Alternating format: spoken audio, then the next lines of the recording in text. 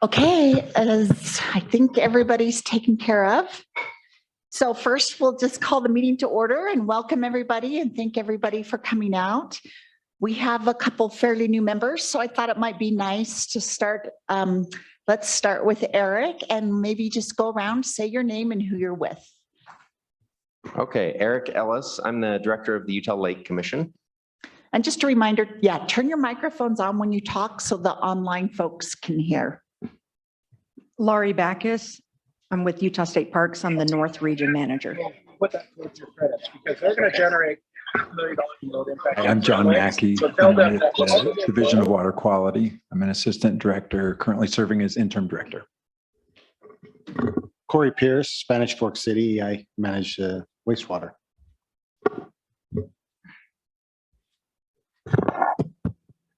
I'm Bill Lee with Utah County. Lon Lott with Alpine City on the council. Carrie Malkovich, City of Woodland Hills Council member. Excuse me, Carolyn Lundberg, Mayor of Woodland City. Jamie Barnes, Director, Forestry, Fire and State Lands. Ben Steyerman, I'm the Sovereign Lands Program Administrator for Forestry, Fire and State Lands. Gene Shawcroft with Central Utah Water Conservancy District. Brady Brammer with the Utah House of Representatives. Brian Hewlett, Payson City. Okay, great. Thanks, everybody. I just wanted to bring to your attention that in your packet, there's this wonderful pocket guide for Utah Lake Commission that you all have here. And if you're online, we sent it out as well.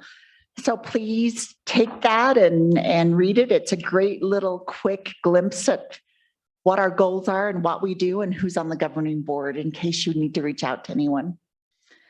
All right, we'll start our action items. Item number 2, the first action item is to approve our governing board minutes. So there's a copy of the minutes in your packet if you had a chance to look over them. I will propose that somebody make a motion. I'd like to make a motion with a minor correction on C1CA. As a result, the proposal is to carry on with the Utah Lake Commission while the Utah Lake Authority is being set up over the next year. It says stood up. Change it to set up if that's okay. And then I would approve the minutes with that correction. Taken care of. Yeah, the last time I was stood up was, no, I'm just kidding. That never happened. It's been a while. No. I'll second that motion. Okay, thank you. Okay, so we have a motion and a second. Is there any discussion? All right, with no discussion, we'll go ahead and vote on the motion. All in favor, say aye. Aye. Any opposed? Okay, thank you. We'll move on to item B. We are going to turn the time over to Eric. This is to review the monthly budget reports. And they were sent out yesterday in case you didn't get a chance to look at them. We'll let Eric answer any questions we might have, and then we'll move on to a motion. Yeah, we just have the 3 monthly budget reports. There's nothing out of the ordinary on those. We're still on budget for the year and moving along at a great pace. But you'll notice that there's a lot of things associated with our recent events down at the lake, getting prizes for our scavenger hunt and for the upcoming Fish Fest. And we'll have Sam talking about those, but otherwise normal items on that. Okay. Any questions for Eric? All right, I'll take a motion then. I motion we approve the monthly budget reports. All right, is there a second? I'll second. Okay, great.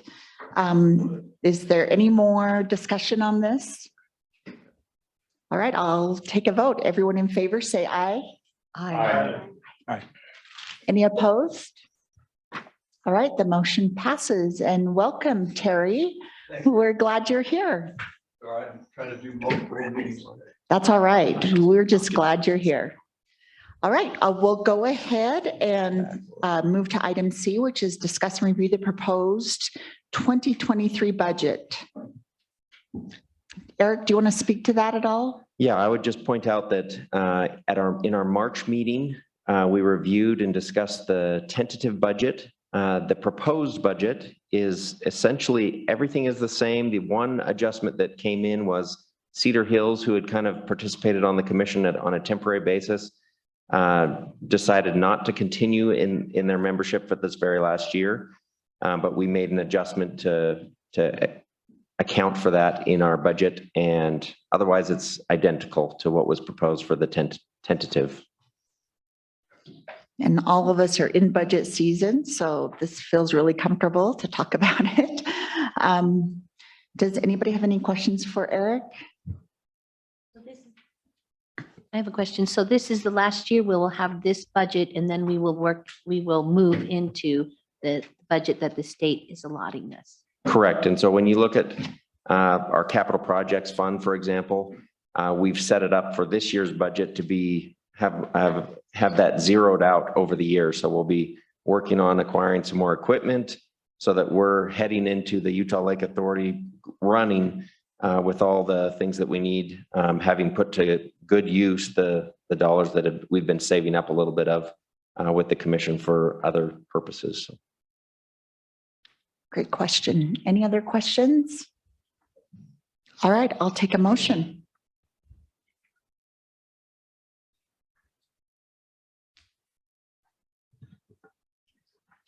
Lon's chewing, or I would push the I'll make a microphone. motion. I'll make a motion that we have reviewed the proposed 2023 budget, and I guess, and we accept it. Okay, great. Is there a second? I'll second that. Thanks, Lon. All right, it's on the table. Is there any discussion? Let's take a vote. All in favor, say aye. Aye. Any opposed? All right, the motion passes. We'll move to item 3. Item 3 is the Utah Lake Water Quality Study. And so John and Scott will take this one, I believe.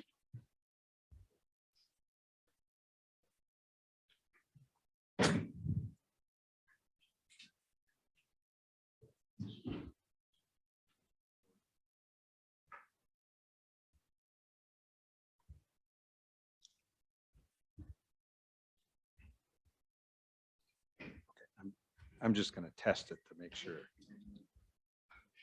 Okay. Hi.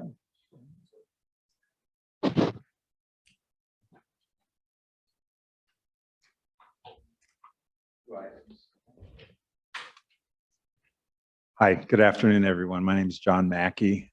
I'm an assistant director with the Division of Water Quality, and I'm currently serving as the interim director while our executive office conducts a search to fulfill that position. So I'm really excited to be here today. I am not Scott, who is not here today, and I'll tell you a little bit why. I'll just point out that Scott Daly is our project manager, who I think you probably all know. He is really our expert on Utah Lake. Scott's not with us today to give you an update on the studies, on the water quality studies, because today and probably in the next few minutes, there will be a science panel meeting started today. And so he is attending that, and he has bravely trusted that I can try to cover the science topics as best I can. So I hope you'll bear with me a little bit there.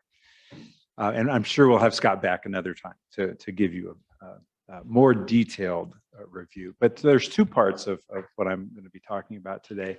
One is the $30 million preservation fund that was authorized by the legislature in the past session, and what the plans are for that. And I don't know, and apologize, as my history with the commission is not deep enough to really know where you are all on that. So I'll start out with the overview, and certainly am prepared to respond to questions. So $30 million of ARPA funds were dedicated to Utah Lake. And the proposal that was put before the legislature and agreed to was to cover these four major areas. Capital infrastructure for water treatment systems, for wastewater, stormwater, that type of facilities, upgrades, in-lake water quality improvements, and that can be any number of things. We'll be taking proposals, but for example, treatment of algae or doing some sediment management type work is what we anticipate in that group. Some sponsorship, some funding for outreach and education, as well as some allocation available to support agricultural efforts to improve their management of nutrients. So just a little bit more, maybe. I'm not patient. Can you advance it? There we go. So just a little bit more on those. I'll talk about schedule for competing these funds in a little bit, but just a little bit more on each of those. The idea behind the infrastructure, the capital infrastructure, which we expect is probably the largest portion of the $30 million, is to support improvements that sort of go above and beyond what, for example, wastewater treatment plants are able to do today, or what they have in the plans or in the books. As I'm sure you know, nearly all of the wastewater treatment plants that in Utah County are currently undergoing improvements to address phosphorus, at least, and many nitrogen as well. Another criterion that was proposed is to support regionalization. This is one of our tenets, I suppose, with the Water Quality Board and through statute, that we support economy of scale. That is more visionary than just our immediate needs, but also an economy of scale that supports providing wastewater services and water protection services regionally. Cost sharing, this is grant money, and grant money is a beautiful thing. We do, as you often hear, expect the applicants to bring some in-kind services or cash so that they bring skin in the game. One of the really challenging things about this ARPA funding is there's a pretty tight timeline associated with that money. And sometimes it doesn't seem that tight, but when you're talking about major infrastructure, especially in today's market, it's a high bar. So we want to make sure that communities who are competing for this money are really serious about it and really ready. And that means having their ducks in a row financially, as well as from an engineering and technical standpoint. Asset management is kind of a done deal.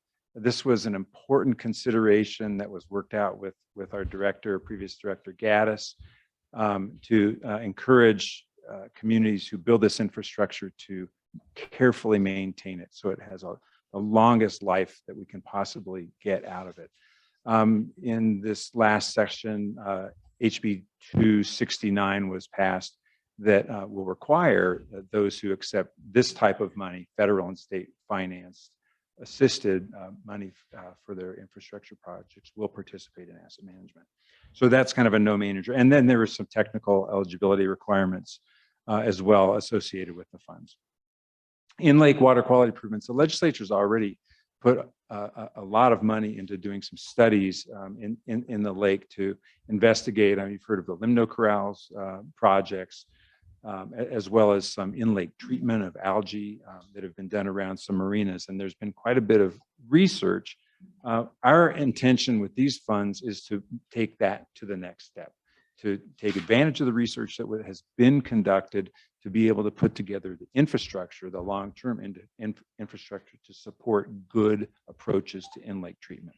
One example, for example, might be providing infrastructure on the ground facilities so that would support a chemical treatment program. For example, again, we expect this to be competitive. We hope that you and your communities and the people who you represent will bring good ideas. We have a lot of ideas, but we hope that people are interested and wanting to participate in these efforts to protect Utah Lake with their projects. And here's just a brief list of ideas that we have had. Outreach and education. This is, an area that can be funded in many ways through the eligibility requirements of this program, of these funds.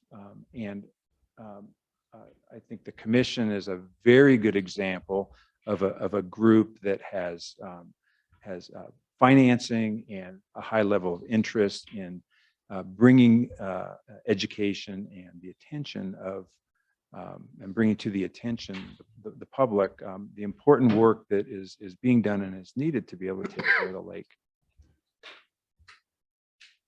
And lastly, there's a component where we hope to be able to support some agricultural projects. And the Ag VIP program is an existing program. It's run through UDAF now, Agriculture and Food, Department of Agriculture and Food, that incentivizes producers, agricultural producers, to manage nutrients. And the idea in this case is to focus funds specifically in Utah County that will benefit Utah Lake.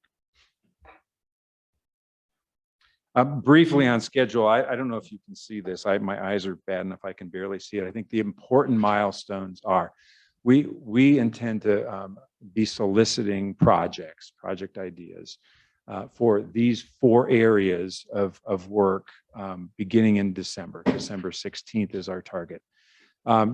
Technically, the funds don't have to be fully obligated until the 31st of December 2024, and then spent by December 31st, 26. That seems like a long time. We're not going to wait. We may have phases. I think there's interest in being able to phase the money out over time for a number of reasons. But because a lot of this is going to be infrastructure, there will undoubtedly be some additional planning and design and hoops associated with securing this type of funds that have to be cleared. So we want to get well in front of it to make sure that there is a full opportunity for people to bring their good ideas forward and good projects forward and have time to implement them. I think that is the last slide on this subject for the $30 million preservation fund. Would anybody like to have some questions, or would you prefer that we cover those questions later?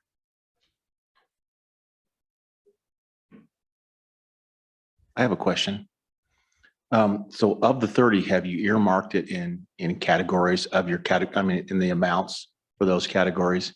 Or is it just kind of, are you looking at the best projects that will win on a competitive basis? I think that's the right thing to do. There have certainly been sort of packages of ideas, right? There have been ideas, the bulk going into major capital infrastructure for wastewater and stormwater infrastructure.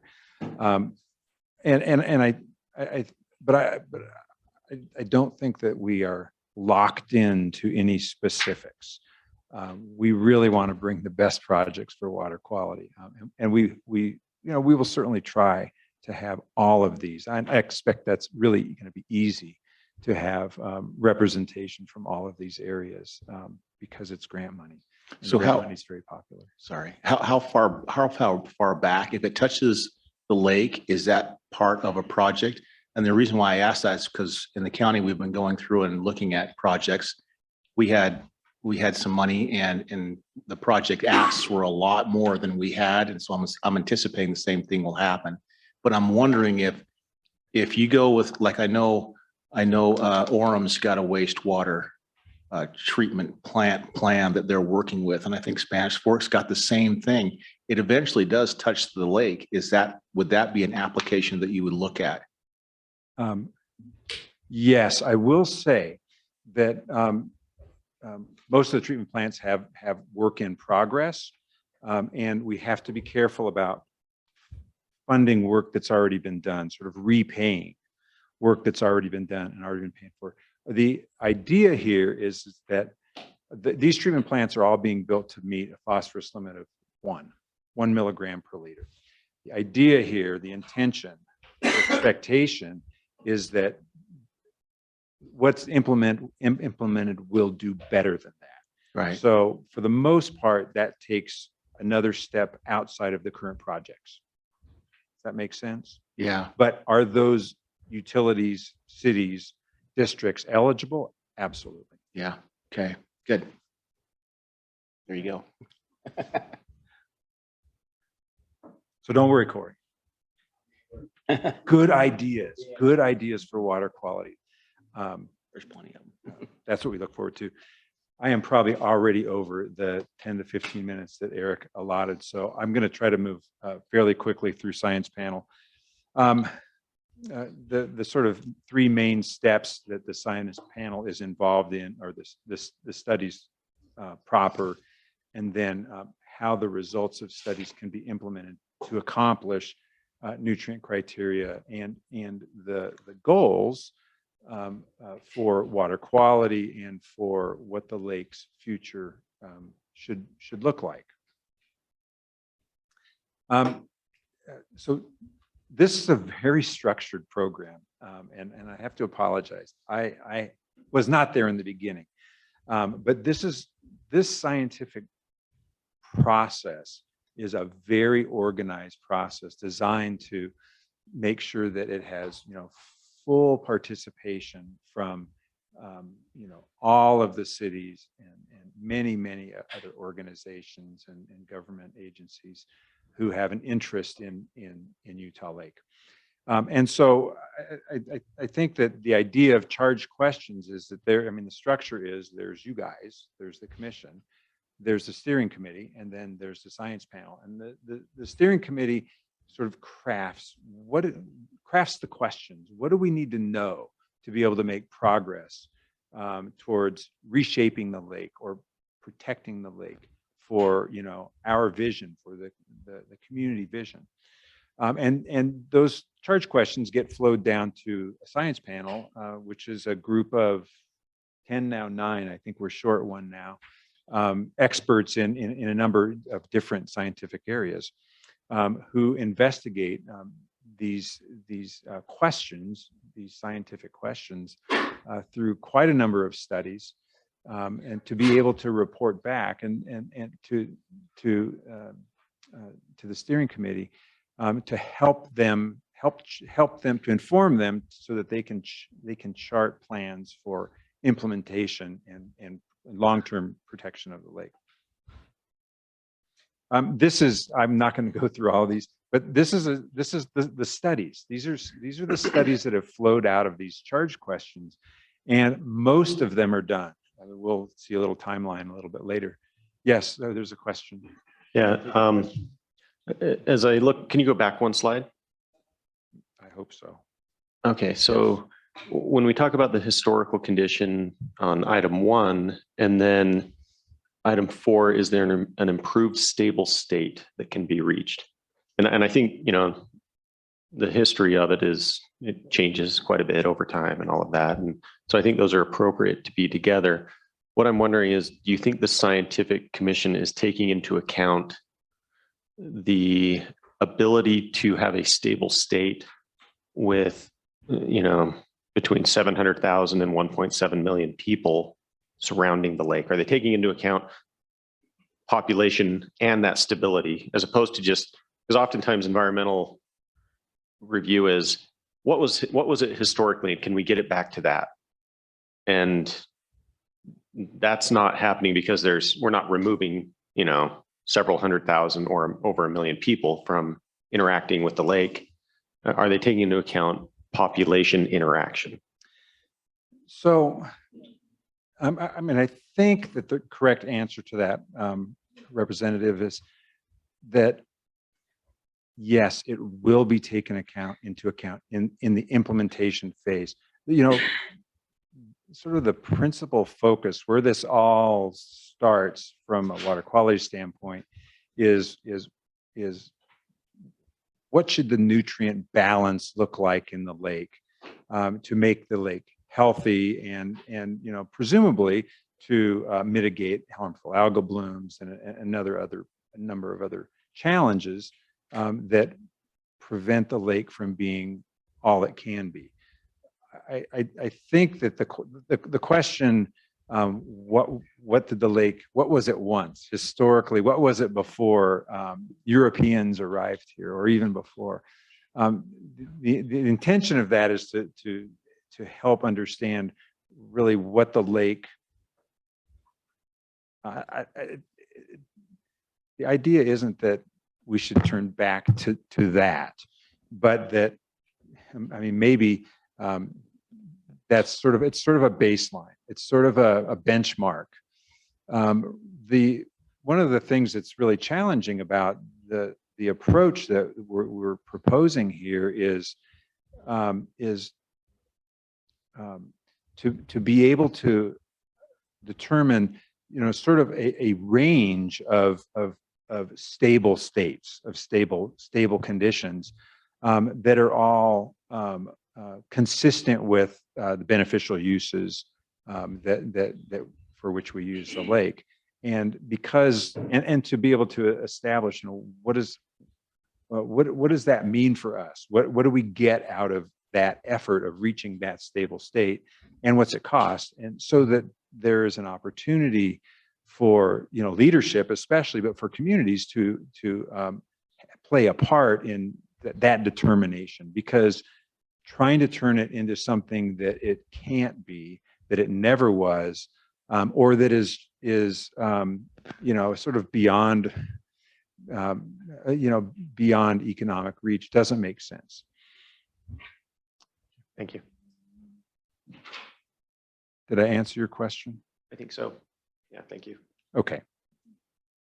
Thank you. I had gone here. I just want to point out, so there are all these studies, and I mentioned earlier today, there's a very important science panel meeting that I think Eric and I will probably try to sneak into at the end here, where some major decisions are they're attempting to be made.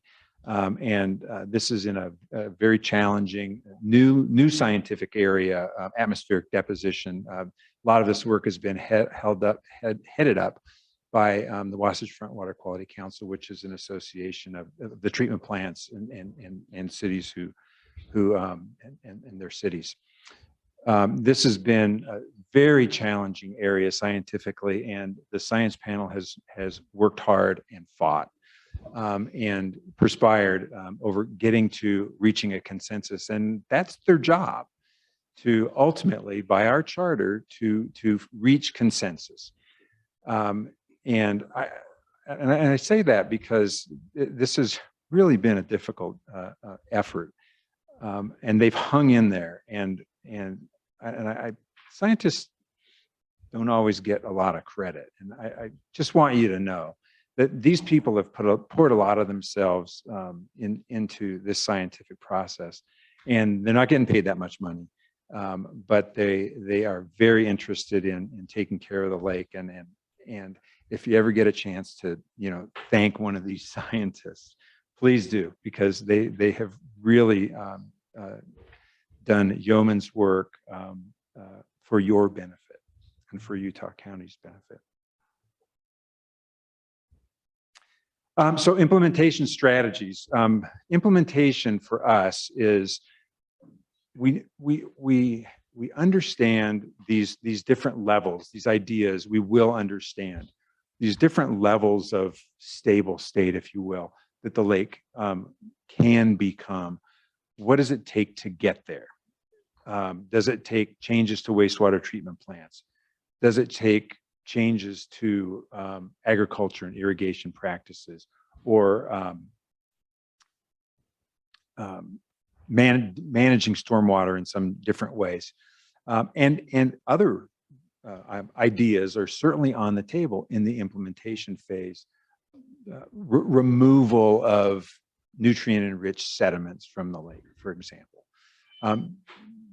These ideas will be sort of sorted out as part of building together strategies that can be used to reach these different tiers of lake quality. And So where we are right now is there is an implementation strategy that's been put together, and soon there will be a contractor who will work with the models to sort of build these constructs of scenarios, technologies and approaches that can take us to an improved, to these different sort of levels of water quality. And I know I'm well over my time. My guess is that you have all seen this. This graph its purpose is really to demonstrate or to show or to say that there are these different stable levels. We expect there to be these different stable levels over which you will have a choice. You will have a choice to determine some level of quality and beneficial use for the lake. This is sort of a brief timeline of how things are laid out. We're finished with the data gathering, the science. Oops, what was that? It's okay. The science panel is just about done with their work, and the implementation planning is underway.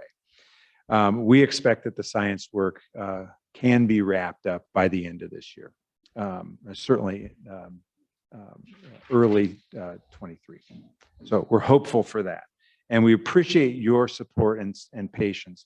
I know that science can be frustrating. I'm an engineer. My job is to take scientific knowledge and build something. And I don't have much problem with building things without perfect information. That's my job. I may have to make it bigger, stronger, heavier. But doing good science takes time. So many new questions arise in the process of doing science. It's hard to reach closure, but it's really important for many reasons, for the long-term understanding of the lake and how it will respond to our growth and how we move to affect its quality. So it's really important. So questions? I just have a comment on that, the $30 million grant. One of the things that causes a lot of pollution in the lake is through the farmers, fertilizer, things like that. And I think that somebody needs to reach out to them and talk to them, and because they aren't going to come out on their own. Cities are going to come and apply for these grants, but they need to be educated, maybe ways to help them. Like you got the Utah Farm Bureaus and you got Payson fruit growers in the south end of the county. So if somebody could reach out to them and help educate them and get them involved in the process, I think it'd be great. Thank you. Thank you very much for that question. Let me tell you a little bit how the Ag VIP program works. This is a program that was actually started in our department to provide incentives to producers to manage nutrients. And this program was really successful. Sorry, I don't remember the exact number, but I think there's some 60,000 acres now. Jay's not here, is he? Some 60,000 acres now under management in this program. And we transferred this program to Ag Department of Ag, because they do that outreach. They know the producers. The producers would rather talk to them than talk to environment, to be honest, and it makes sense. They talk the same language. But absolutely, UDAF will be working on the outreach to make sure that the producers are aware and pursuing these funds to do just what you're asking. So thank you. Other questions? Thank you very much. I apologize. I'm a bit of a rookie at this job. And so I probably have run over on time, and I apologize. If there's no further questions, I will give up the stand. Okay. Thank you, John. Appreciate that information. All right, we'll go to item number 4, which is the Utah Lake Commission Director's Update. And is Jean going to give this, or Eric? Well, I'll switch to the water levels slide, and then we'll have Jean chat about that real quick. Perfect. We are, I checked at 10 o'clock this morning, we were 4.41 feet below compromise. So for the engineers in the room, 4.1001. Just kidding, 401. The interesting thing is we're down about 3/4 of a foot since the beginning of April. We anticipate that between now and the end of the year, we'll probably be down about 7 feet below compromise. That's quick and dirty. The storage above stream is a little less than it was a year ago at this time. Runoff.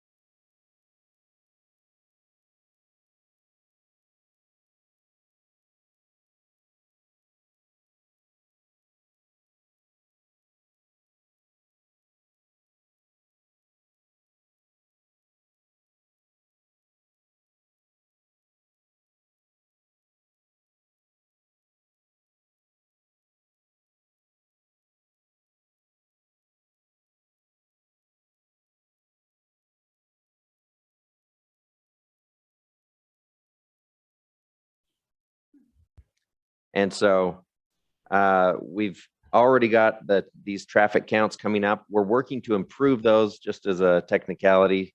Some of the cars pull in real slow and it'll take 2 pictures of their car. And so we're aiming those cameras so that we can have it as exact as possible. And we're hopeful that in coming years, this makes for really easy analysis of marina traffic, and we can figure out ways to enhance quiet times and disperse when we're getting real busy on busy holiday weekends and such. As an update on our shoreline restoration work, this year's WRI grant was approved, fully funded. So our total project is just under 500,000.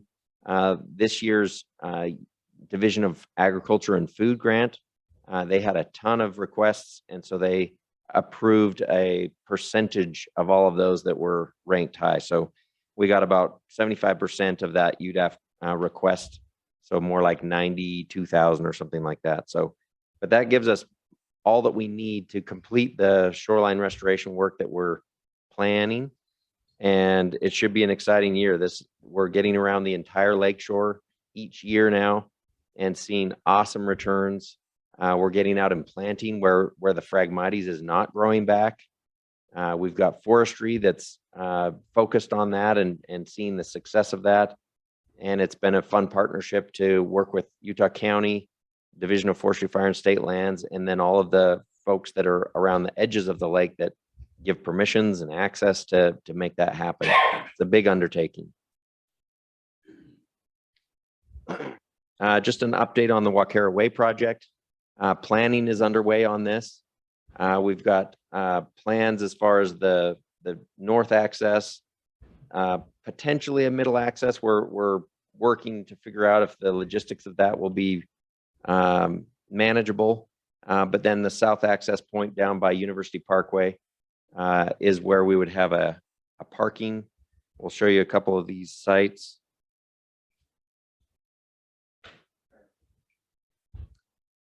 So this would be the north trailhead in Saratoga or in Vineyard City. This goes under the power line corridor, so it's an ideal spot. There's not really any other development that could take place there, and it keeps that traffic off the roads and away from the local communities who probably don't want them parking out on the street in front of their homes.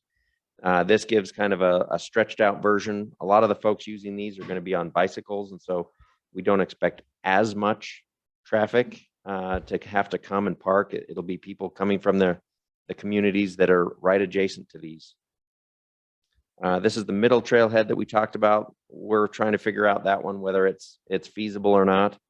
But some other really great ideas, some bird watching towers as the habitat out there improves.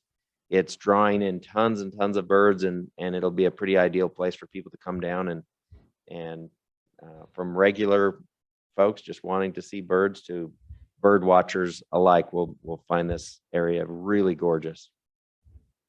And then this is the proposed parking area down on the south end of the project, or at least the first phase of the project, right at University Parkway, that will accommodate the bulk of the folks that need to come here and park. I've mentioned at our most recent meeting that we're also looking at a nature center, a research nature center.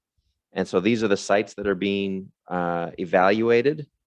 We're going to be doing a field trip with the group. There's some folks from the state, and then others more local that are on the evaluation team. And we're just looking at these various sites to figure out the best location for that. We're in the middle of planning that site visit, and then also doing a survey among those on the panel to figure out where those priorities lie and use that as our guide to selecting a site. Here's just some ideas for the actual site. We would like to do some field trips starting from the nature center, lots of research. We can research stormwater usage and other water quality issues. And then also it can be a welcome center for visitors that are coming to the lake for the first time. So lots of options to benefit from having a facility like this. Wanted to give a quick update on the Utah Lake Authority. So we now have the governing board that has been seated.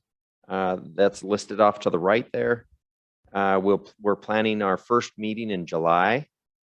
We continue working with Forestry, Fire, and State Lands and the Assistant Attorney General's office to develop bylaws, or at least have kind of a draft of that all ready for our first meeting. And hopefully we get awesome participation on that. That'll be happening concurrently to our operations as the Utah Lake Commission for the next 8 or 9 months. But it'll be great to get that up and running so that we can have a master plan created over that period of time and be ready to switch gears and start operating as that Utah Lake Authority.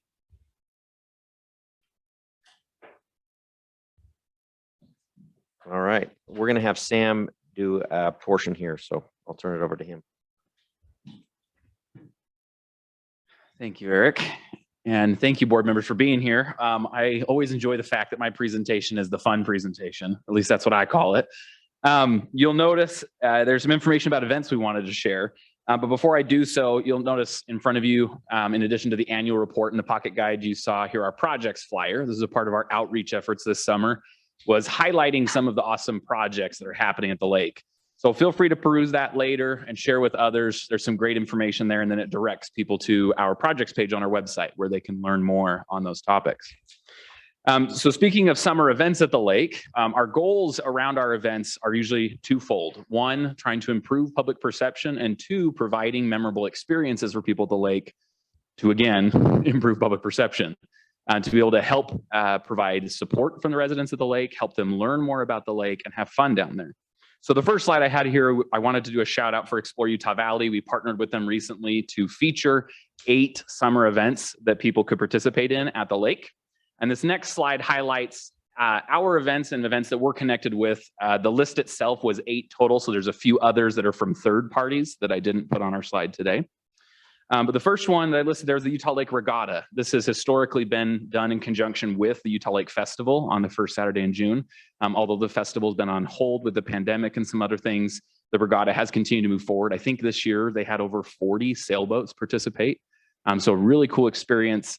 They allow people to register, even if you're not a sailor with 0 training, you can register and actually go out on one of these boats with captains that are willing to teach you how to sail, and you can participate in it. So it's a really fun event and a really pretty scene to see out on the lake.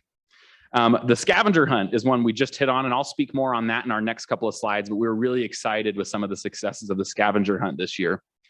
We also have the Fish Fest. This is something that's new. The last 2 winters, we've done a winter Fish Fest, and this is not your typical fishing tournament where everybody shows up one day, whoever gets the biggest or the heaviest or longest fish, they get a prize.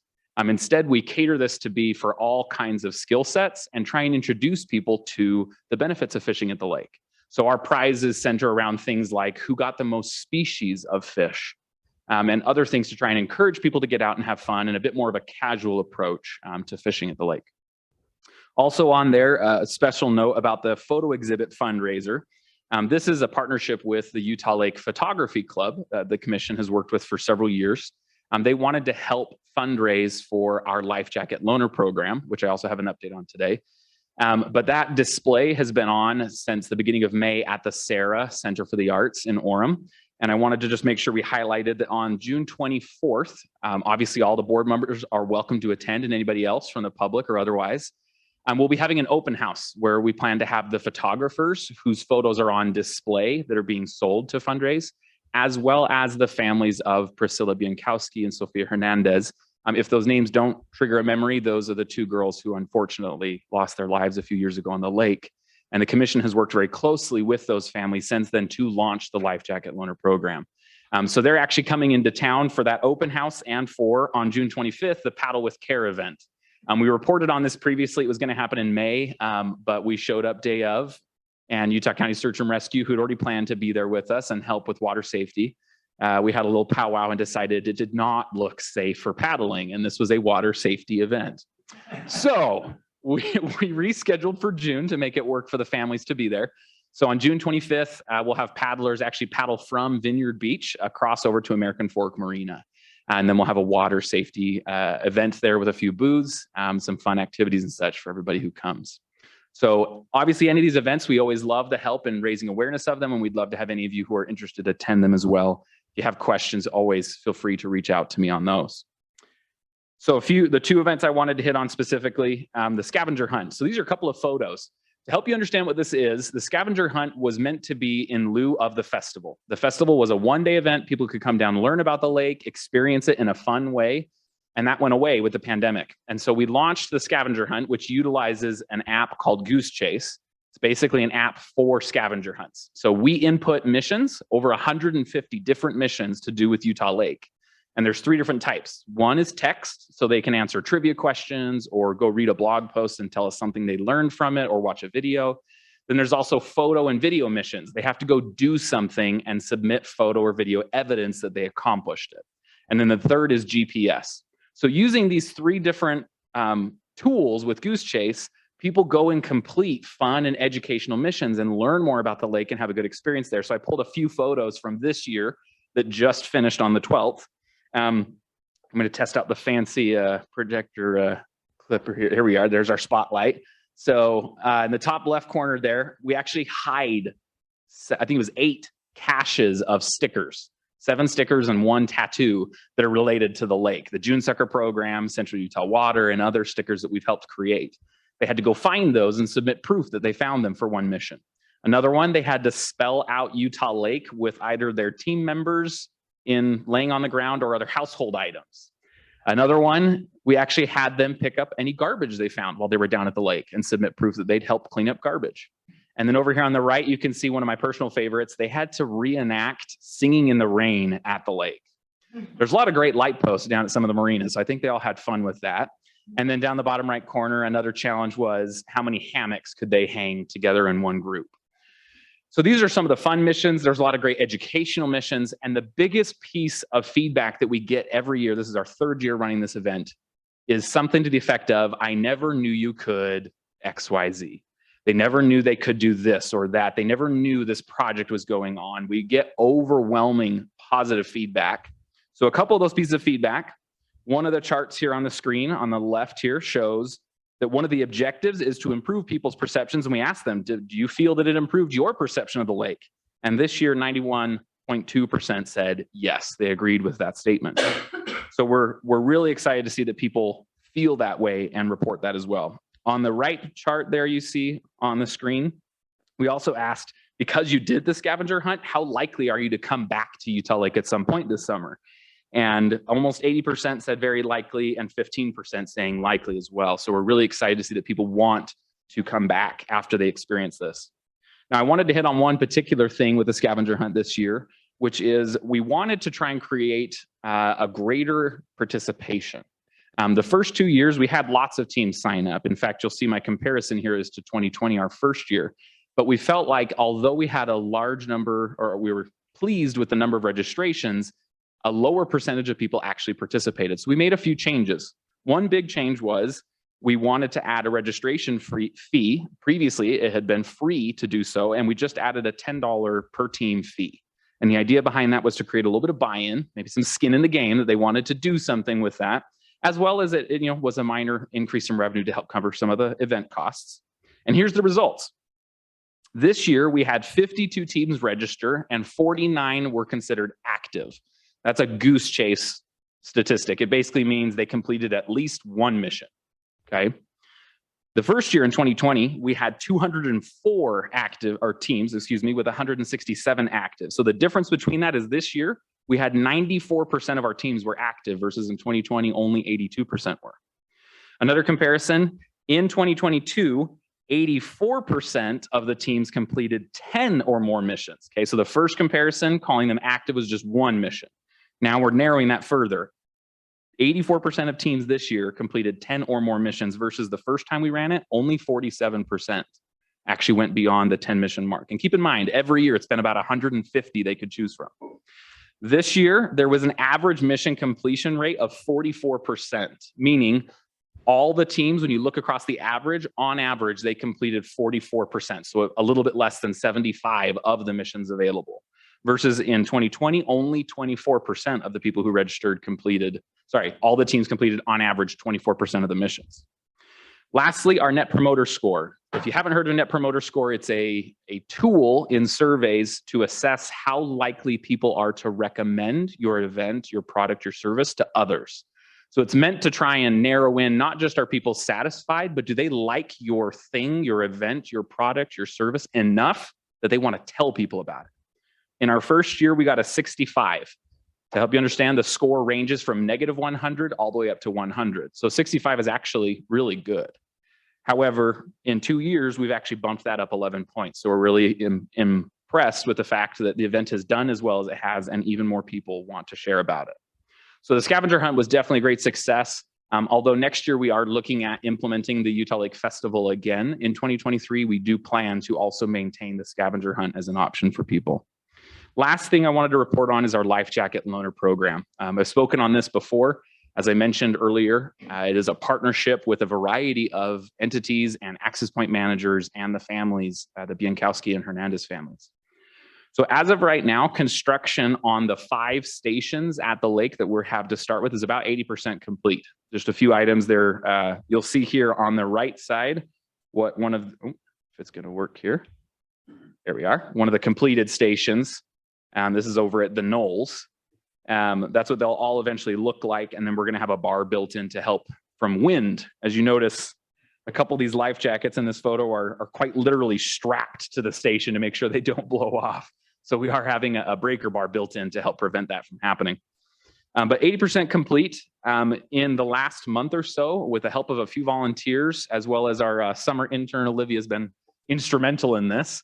All 400 of the jackets that were either donated or purchased with donated funds have been spray painted and tagged according to the photos you can see there, and distributed out to those access points and the storage areas. So thank you to everybody who's helped participate in that. And then one big key element that I wanted to hit on is we wanted this loaner program to not just be about making life jackets available, but also about education, about water safety. That was very important to the Bienkowski and Hernandez families. So in this photo, it's somewhat difficult to see, but in the bottom right corner of the sign, there are 3 QR codes. One of them goes to the state parks website, their section on life jackets and education information there. Another one goes to our website for the life jacket loaner program, helping them know where other locations are and additional educational info. And the third QR code goes to an app called Windy Lookout, which was developed by a local Utah Lake sailor to notify people about wind events before they happen so they can be safe on the lake. And I just checked yesterday, these stations have been being constructed over the last month. We already have 31 scans across those 3 codes where people are using that and they're getting access to that information. And there's also other educational information on the sign too. So this program definitely is moving forward. We're excited to see construction completed soon. and continue to work to implement this in future years, as well as expand the offering, trying to include additional stations at other locations on the lake. So that is everything I had. I don't know, I went really quickly through that, I know, but if there's any board members that had any questions, I'd be happy to answer those. I have Please. one. We had residents who participated in the scavenger hunt. They absolutely love it. But I have had some ask me questions about when the festival was coming back. So you said they were coming back next summer. So how will the two interface? Are they going to be happening simultaneously? Sure. Will it start at the beginning of the festival, hoping to get more people involved, or how will that Took the work? wind out of my sails there, Carrie. That's a great question, but that's actually one idea we've been considering. We have been considering keeping it at a different time of year to try and spread things out for a variety of reasons. But personally, I really like the appeal of having it kick off with the festival, not only to have a draw between the two, but also try and capitalize on the educational element of that. So we haven't made a final decision yet on that, but I think that's something we'll put out to participants as well as a variety of others and ask for input on when they'd like to see it happen. The last 2 years, last year we ran it in June, and this year in June at the same time the festival would have been. The first year we actually ran it right at the end of July. And that was mostly just due to scheduling with the pandemic, got a little bit crazy, and we were looking for ideas to replace the festival, and that's how that happened. So I think we're open to ideas on it. But I personally, I love your comment there of capitalizing on the festival when we do bring it back.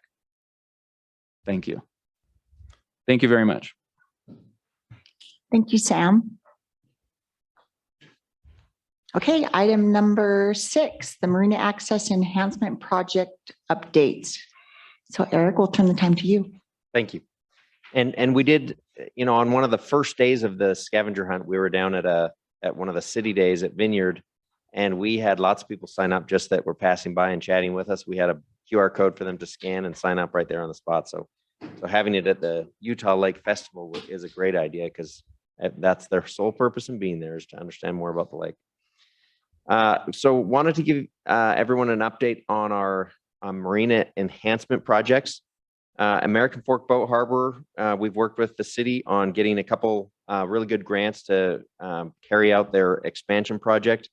They are looking for a consultant to help them with their redesign of that, to bring it up to date with today's costing. And they plan to have that part done soon and get to work on it as soon as possible.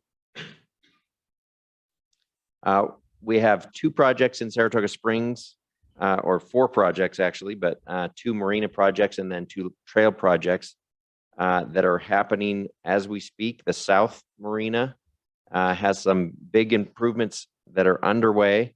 There's all of this materials have been staged and they're getting to work on this.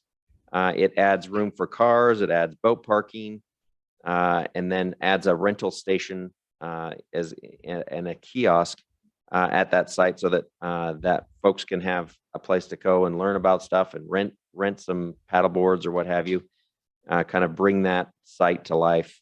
We're excited about that one.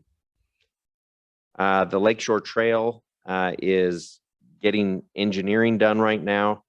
There's some issues. This is one that we found a grant for to get this one finally paved, but they need to do some bank stabilization, as the bank is pretty steep and in some places, like in that bottom corner there, is pouring onto the trail itself. So that's another one that's critical as it currently is. It's just barely a path. So we're looking forward to get that being done, and actually looking forward to getting paved trail around this entire populated corner of the lake, so that people can start in one place and just keep going. It's interesting, as we talk to the public, they'll say, I went down to the lake, I was so excited and the trail was beautiful, and then it just stopped. And so we're hoping to get all of those gaps filled as we go. Another portion, we have these 2 sections of trail near the hot pots, and then also by Amanda Lane, that have been kind of stalled for a little bit. The city has been working on getting a new contractor to complete that, and it looks like it's expected to be completed in 2023. So we're excited to see that one come to completion, as it's been kind of stalled for a little while. The North Marina, this is a brand new marina. We talked a little bit about it last time. They've kind of brought their designs along a little bit, and we've been working with the city on finding funding for this project. It'll be a beautiful marina that not only benefits everybody in northern Utah County, but we can start pulling some folks from Salt Lake County to come and spend time and resources here in Utah County. Here's some photos of or renderings of what this will look like. Great support on funding from the county and from the state. And here's a flyover. Did we look at a flyover? Here's a flyover. So you'll get a view of what it'll be like.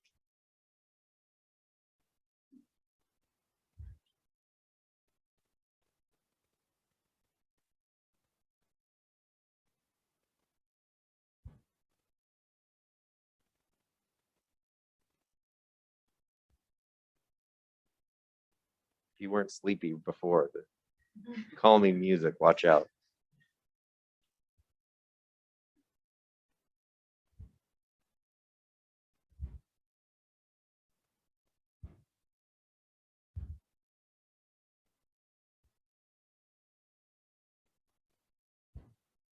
And that's not ocean in the background. It's the edge of development, more or less.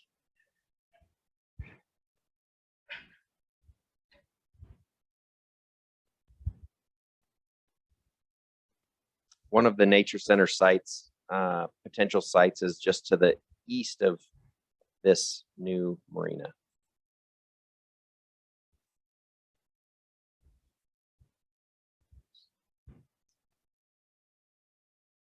One of the cool things about this marina is that it has both a motorized launch area and marina, and then a separated non-motorized boat area for folks to bring floating devices, paddle boards, so forth.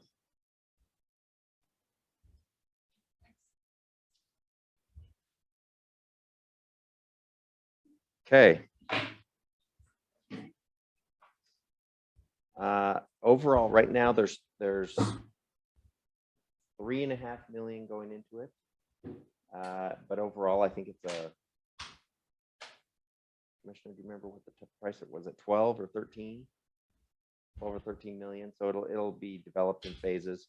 The first phase, though, gets them all the dredging, the dike creation, parking, or at least some parking, and the access road in. And so it'll be a fully usable marina with that first phase, and then the expansion takes place with additional funding to kind of pull out that parking area and some of the facilities throughout the rest of the property. And what's the completion date? I don't know that we have a completion date on that one right now, but they are in the midst of their planning, and they're starting dredging, or they're planning to start dredging, I think this year, but I don't have a confirmation on that date. They'll be working on getting the permitting for that right now. So that is a variability that we don't control. So, but they're planning to start as soon as possible. So,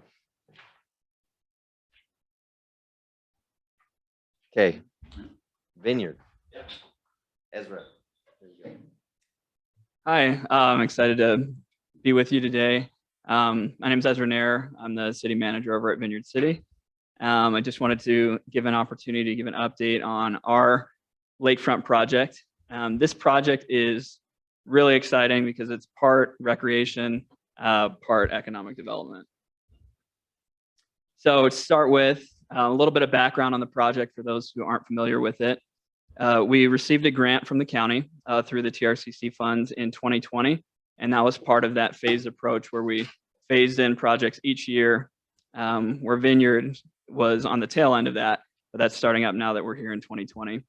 And that grant provided approximately $2.9 million to implement some of these lake improvements around the future Vineyard downtown. So in talking about the economic development aspect of this project, this is our downtown plan. And so let me see if I can get this going here. So right here, we have our front runner station that's going to be coming in, and then we'll have a promenade that goes right out to this lake project. And I'll talk more about that later in the presentation. But for the waterfront master plan, the city contracted with FFKR and EDSA design firms to complete the master plan. It further detailed and envisioned the waterfront concept that we've been designing in conjunction with the Vineyard Downtown, which includes a boardwalk, a retail area, and is right just 10 minutes from the front runner station, a 10-minute walk. So the master plan emphasizes that economic development along the lakefront. Right now, we have our Vineyard Beach, a couple of pictures here.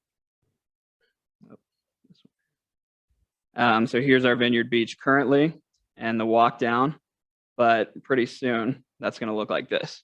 So this is the north waterfront plan, which leads right from the front runner station. It consists of these two piers. We'll have two earthen piers, a 1/3 mile of beachfront in between the two piers. And then this whole region up here is the boardwalk project that is going to serve as a catalyst for the economic development and a nice beach park to help get people even more excited about the lake. So that again is highlighted here. With our original plan was to start with expanding the Vineyard Beach. So right now Vineyard Beach is a 1/3 of the size of this. So it's just about that small area over here. But we wanted to expand that. We've run into some issues with wetland delineations. And so that's just extended the timeline with some of the administration changes at the federal level. But this boardwalk project is going to mesh perfectly in with the downtown, which is starting development ramping up really quickly here soon with the opening of the front runner station in early August. So this is an exciting project. It's an opportunity to have businesses come in along that. So it'll be the east side of this park and really drive a lot of activity. Being a 10-minute walk from the front runner station, it's going to be an exciting regional asset where people can ride the train, get off the front runner station, and walk 10 minutes to get down to this beach project. So the project timeline, just to quickly review, back in July of 2021 is when we selected our design consultants. We had our first site visit with them in 2021, our first public open house that asked the public, what do we want to see here? And we had a lot of great public input as we approached these designs. And then in 2021 of December, we were able to have our first public open house with those initial designs that I showed there just recently. The master plan was then presented to the Planning Commission and the City Council for review in February of 2022. Next month, we'll be finalizing the adoption of that master plan with the City Council, and we'll have our construction drawings complete for the boardwalk park project in December of 2022. And we'll have all of that work on that boardwalk project completed in fall of 2023 to make best use of the timeline for the grant. So this is some of the funding that's involved in this project. We've got a north promenade area that's just on the top of the map there. That'll be $15 million of investment between the city, the RDA, the state, developer partnerships, and right adjacent next to that boardwalk park.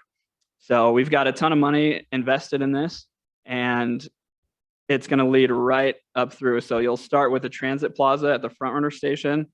There'll be a market street on that next block with restaurants and kind of a more going out to eat focus. The Civic Square, a nice greenway park, Civic Park, and then right up to the waterfront.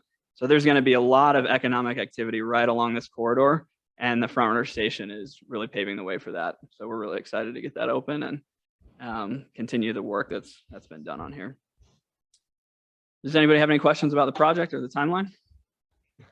Ezra, how long is that walk? Is it like a 1/4 mile? Yeah, it's a 1/2 mile from the front runner station to the beach. So approximately 10 minutes for some and shorter or longer for others.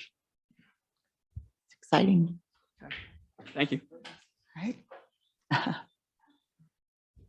All right, can we go to Sandy Beach? An update? Yes, I'll kick us off with this one. As you see, a lot of these beachfront properties being developed and sand being trucked in or pulled in. We have one place on Utah Lake that is called Sandy Beach.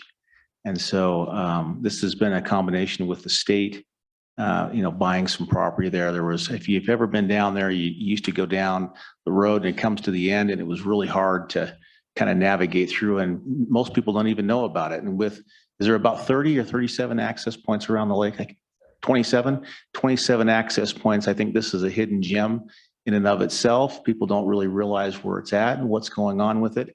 The county did some in-kind work on it.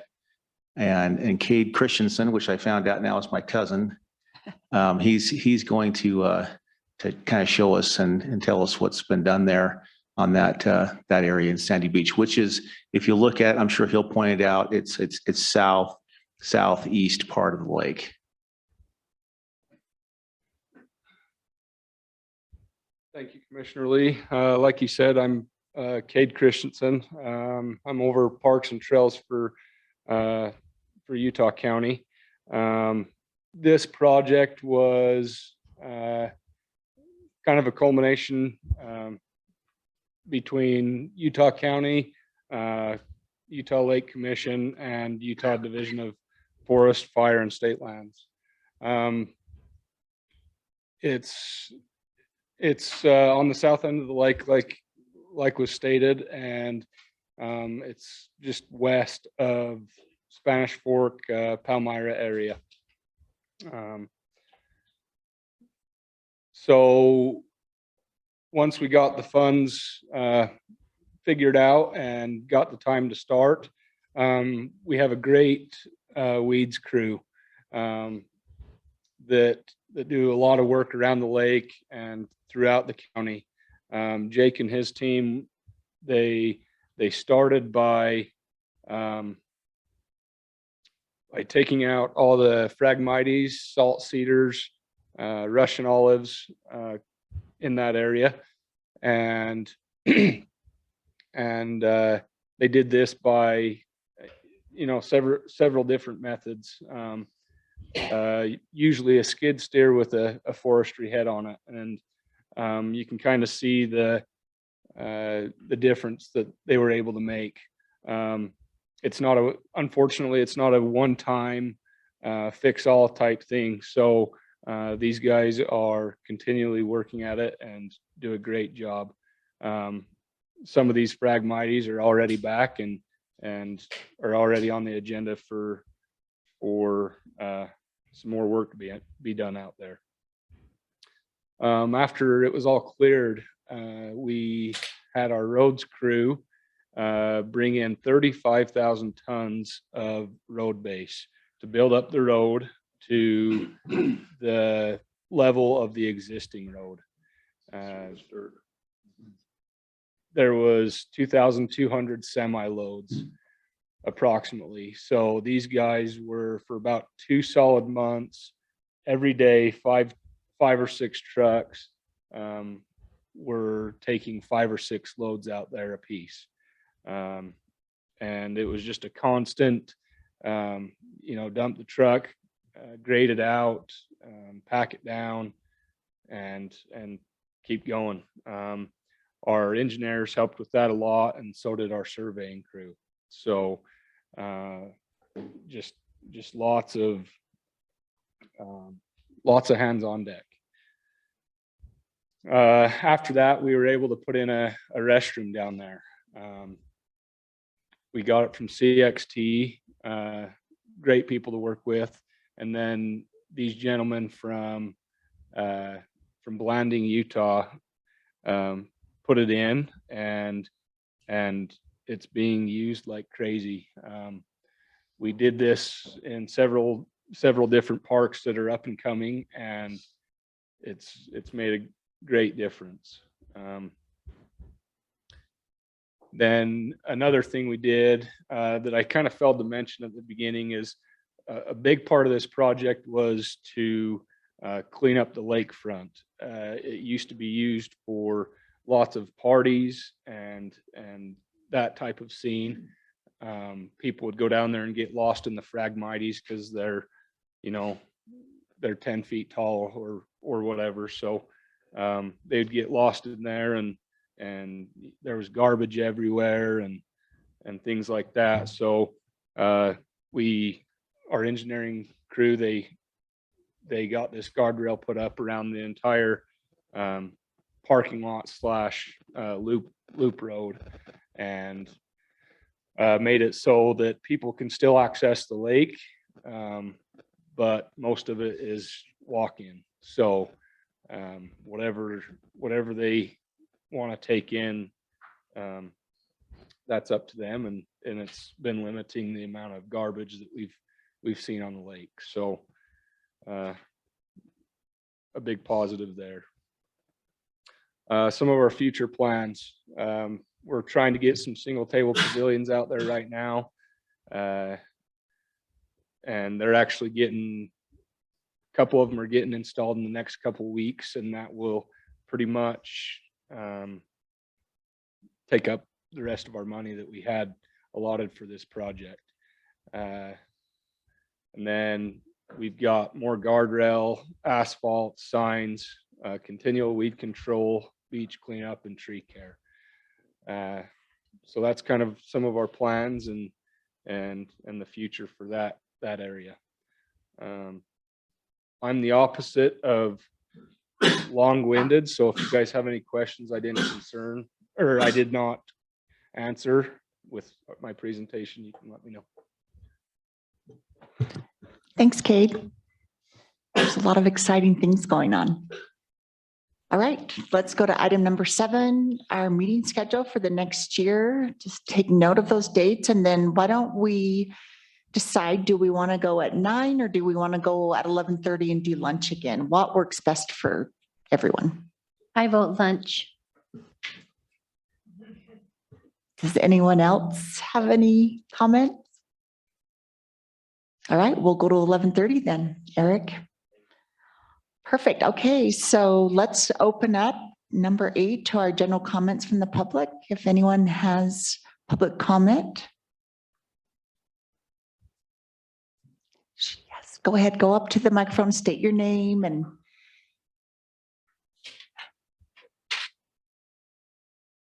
Afternoon, my name's Richard. I've got a couple of comments. One, there was a $2.6 million grant for harbor and marina improvement.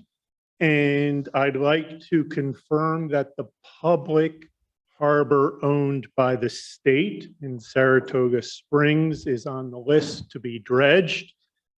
Currently, the mouth is 18 inches deep, whereas on the outside of the mouth, the lake is 56 inches deep, and the inside of the harbor is 36 inches deep. So we essentially have an 18-inch sandbar at the mouth of this public marina. Second point would be of the $30 million grant that John described earlier, can any of that money be used to purchase water rights to help fill the lake, or does it have to be infrastructure? Third, sorry, you didn't give me a time limit. Phragmites mitigation in Saratoga Springs has been delayed by the Lakeshore Trail Project abandonment. I forgot the word you used, Eric, delay. So people like Jake the weed manager thought the project was going to mitigate the Phragmites along that area.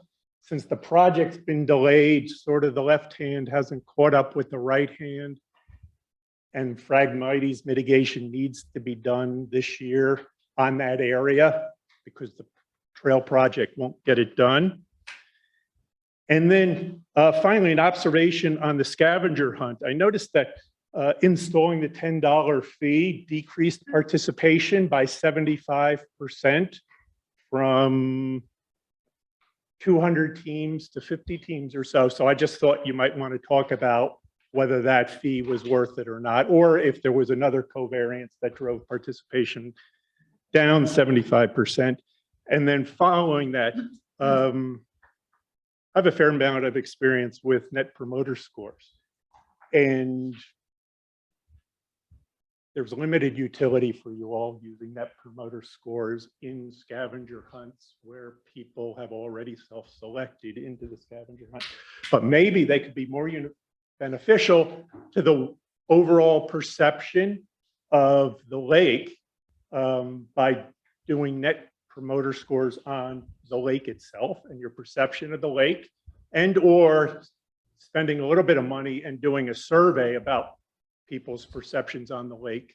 And that would probably be a more actionable, measurable tool as a suggestion to consider. Thank you for your time, and thanks for all the great projects going on around the lake. Thank you. Is there any other comments? All right, thank you everyone for coming. I'll take a motion to dismiss. Okay, a second. Second. All in favor, say aye. All right. Aye. Thank you, everybody.